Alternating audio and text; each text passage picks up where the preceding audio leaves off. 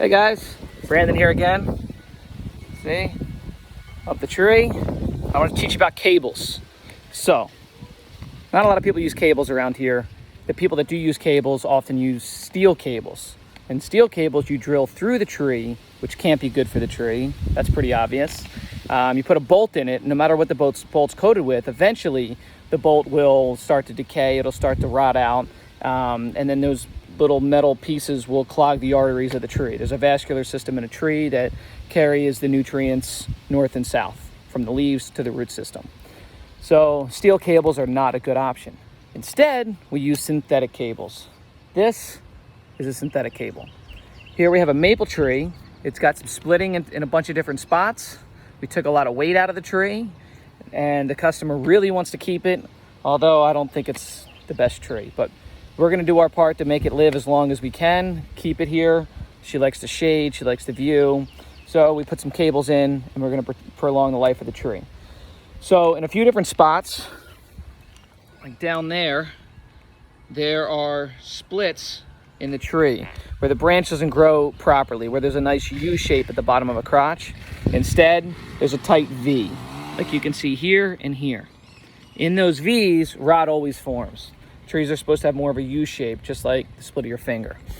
So we use this synthetic cable where I climb a tree with a sewing needle, a fid, and I sew this synthetic cable around the tree, so that way it can't come off and it doesn't damage it.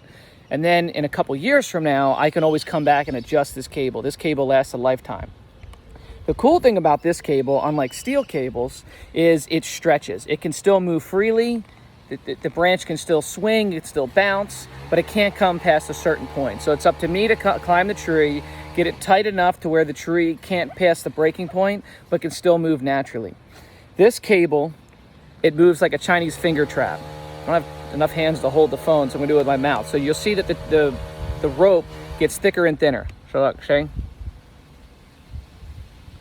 So it gets about half the thickness that it is now as the wind blows and it stretches, which only gives it a few feet of momentum, or of movement, but that's better than none, and it still lets the tree grow naturally. What it does is it tells the tree that it needs to start growing inwards, and eventually, just like a cast, the tree should fix itself and no longer need the cable. So I should come out every year or two. I'll take a look at it for free.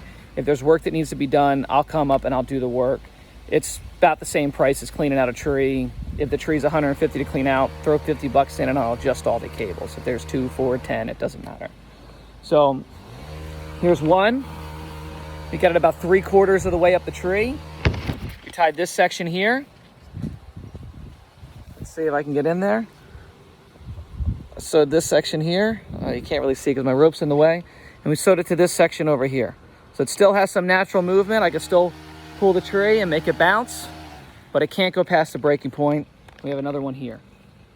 So instead of doing what a lot of people would do and just take off these big sections, ruin the shape of the tree, we cable it, and hopefully it lives a lot longer now. But these branches definitely won't break. This cable, I think it's got like 3,000 pounds weight limit, if not more. It's super strong. It'll last a lifetime. All I have to do is adjust it, and you can't see it from the ground even if you're looking for it. So, well, maybe if you're looking for it, you might see it, but you can't really see it. And I also leave enough slack, which I will tie up. Hold on, let me get under here. I leave enough slack on the rope, and I'll tie it nice and neat, just so that way there's enough extra cable, so if the tree does grow and need this for a long time, it has a lot of extra life left in it. So I want this cable to last longer than the tree. That's my goal. So pay for one install, and you barely have to pay to ever adjust it, and it lasts forever. And you get to save a tree. It's a win-win, right? All right, I'm going down. See you guys.